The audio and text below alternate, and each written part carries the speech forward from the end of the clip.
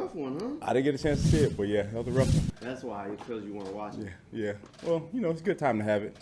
They got the Commissioner's Cup coming up, so they got them 3 more times, I think. Yeah. Yeah.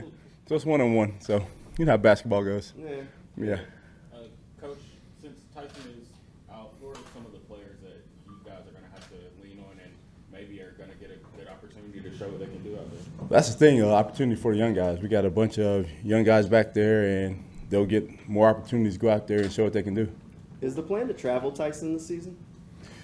It really depends. Depends on the game, not just the number 1 receiver, but the number 2 and 3. Just depends on how the matchups goes. But he's a guy that has the ability to do that. But we'll see how it goes. Back to the who's going to step up. I saw Buster Brown was getting a few extra reps. Obviously, Chris was out there. Just who are some more of the guys that you think might have that chance? Really, that whole group. You got TC, you got Buster, Greg Jr., just a variety of guys. Devad, he's a guy that can possibly get in there. Just extra guys being able to get just more reps, and that'll come with the more practice and, as training camp goes on. What have you seen from your edge group? Once you get past Josh and Trayvon, we start to have to ask a little bit more questions about who could be that third guy. What have you seen from some of those players that are competing for that role? Really, when you watch it, you watch the one-on-ones, that's really a drill that's really unrealistic because really you rush as a unit. And then when we get together and we watch the total film reps, it's really good to see the young guys like you see here. Caleb on, he's had some good rushes these past couple of days. Just different guys understanding what they need to do and how to do it.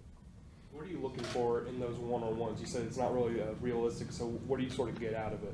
It's really just an opportunity to try different things, work on your craft. Now, you are going against the NFL lineman and you're rushing, trying to get to the quarterback, but you have a lineman standing right next to you, and it's a one-on-one rush, and the quarterback moves before the ball even, gets back there. So they understand where the spot is, where the quarterback should be, and we're trying to get the quarterback off the spot. Devin Lloyd. Just really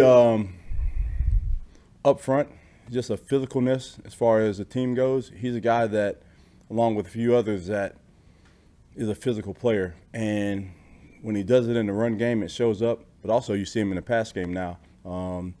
He's really working real good on edges, moving the center, moving the guards, and, getting a bunch of push up the middle. Devin Lloyd was lost last year. I mean, he admitted that, obviously. But you guys have given him a lot more on his plate this year in terms of maybe using him in the rush and moving him around and stuff. At what point did you kind of feel like he was, okay, he's caught up, we know where he is mentally, and he can handle this extra stuff? I think Devin is doing a great job for us because he understood the length of the season last year. And now he knows what to expect. This offseason, he had a great offseason, not on the field, but off the field. He learned how to, understand the defense more, learn how to understand what offenses are trying to do to us, and he just improved as a player mentally, and it just carries over onto the field. So you're confident that he's got all that stuff down at this point? Yeah. Now, the NFL, it's a game that always changes, but where he's at right now, moving forward, we're confident in what he's doing and what he's going to do for us. Devin's the only inside backer that got some reps in those one-on-ones. Is that just part of how you want to expand his role or get a look at his skill set in different ways? It's really, there were opportunities, depending on the front we play, that he could line up and rush outside. It's not a lot. It's not something that we are dependent on. It's just a different look, just another way to show offense a different look. And just give him the opportunity to get out there and rush. He did it last year at certain times, but his main job is an inside linebacker. The rush stuff is certain packages, and if if we're in that package and we call for him to rush, then he'll be able to rush. And we want to give him the, just a couple of reps at doing it, so he's just not out there doing it blind. When was the plan kind of set in motion for Devin to have this expanded role, and what, if anything, actually triggered it? Really, it's not an expanded role. Really, it's the same role he was in last year. He's an inside linebacker, and depending on the front we're in, he could possibly walk up outside. But he's shown us through this offseason his preparation as far as mentally and physically. You know, he has the physical tools to do certain things, and we're going to try to allow him to do those. And rushing off the edge, that's one of the things that's not his forte. That's not his strength. But he has ability that he can do it. Just like I'm saying, like if there's a situation where we're in a certain front and he's up on the line, we need to give him the opportunity to rush off the edge so once he does it in a game, he's just not out there and it's the first time he's lined up out there. Did you feel like this was, I don't know, like maybe just another tool in your toolbox to try to get more pass rush, and the fact that you lost Arden too? No, it really has nothing to do with it, because the package we used it last year.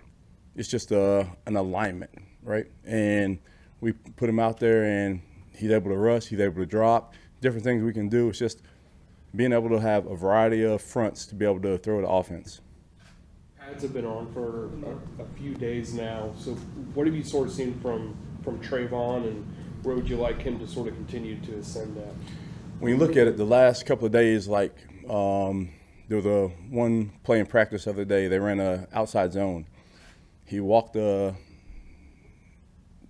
offensive tackle back, slid inside, and made the play. So you love to see the continual improvement in the run game, which was strong last year. We just need him to step that up. And then the pass game, you see the rushes. At times he's winning on the edge. He's powering. He's countering now. So, again, his toolbox is expanding, and you see the progress going on.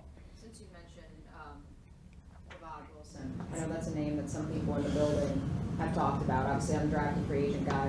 What have you seen out of him? How has he emerged from that group? Big personality guy, and as a corner, you like that. He's a guy that is confident. He goes out there and he challenges people, and he has a skill set.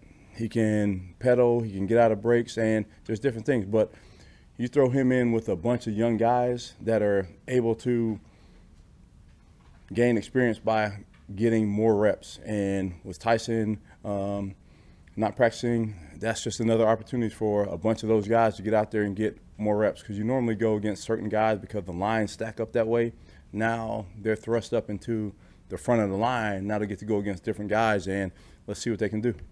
What kind of camp has Eric had for you so far? He's another one. He's a guy that's a multiple player. He can play safety, he can play nickel, he can play outside a little. So he's a guy that he has flexibility in his defense, and, you know, we're ready to use all his skills, whether it's playing safety or playing a nickel. But he's shown us that he can make plays on the ball. He's smart. He can make adjustments, and, you know, we just want to see that continue. Thanks, Coach. Appreciate it, Coach. All right.